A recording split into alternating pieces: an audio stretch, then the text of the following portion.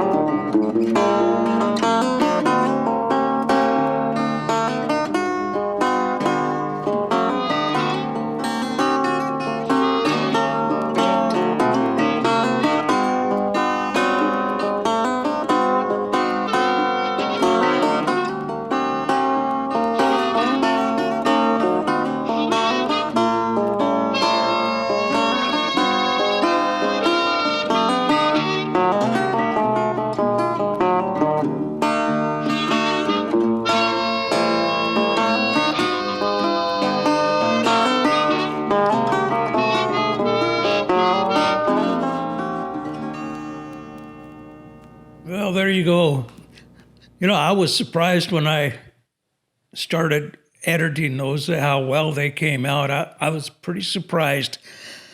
When you do something like this, you just go out and shoot something right at the spur of the moment, or, you get a little creative, but, and the good thing about it is when you get back to your computer and begin editing those pictures, there's no rules, folks. You do whatever you want to do and make it look however you want to look. You don't have to please anyone except yourself. And you don't even have to do that, But yeah, I used kind of a free hand on editing these. It was kind of fun. I used more contrast than normal, and the colors are a little different probably than they should have been, but I kind of just didn't care, and they came out pretty nice.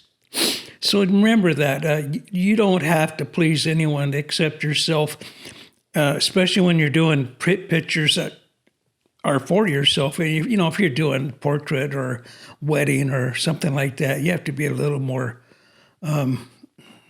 conscientious, I guess you would say. But something like this, man, just let your mind run wild and do whatever you want. You can do it, anything. So, I printed one of those pictures out. I'm going to show it to you here in a moment here. I had a hard time choosing one, actually, this morning. I had a couple others picked out, but I went with this one anyway. And so here it is. Let's see if I can get this up here, held up here for you, about like that. I think it is. Anyway, so yeah, this picture was taken with the Nikon D200. And like I said, it was taken with the 80-200 f2.8 zoom lens, a Nikon lens. The exposure was 1/250th of a second at f2.8. The ISO is 100 on this guy. This one's printed on Epson Legacy etching paper. I just wanted to give that a try this morning. And it came out nice. In the lower, I think it's the right-hand corner, or the lower left, one of those. there's a fly on one of the leaves here, and he came out really sharp. I thought that's one of the reasons I printed this, because of that little fly. So anyway, hope you like that. I like it. It's on the right-hand corner. That little fly is on the right-hand corner.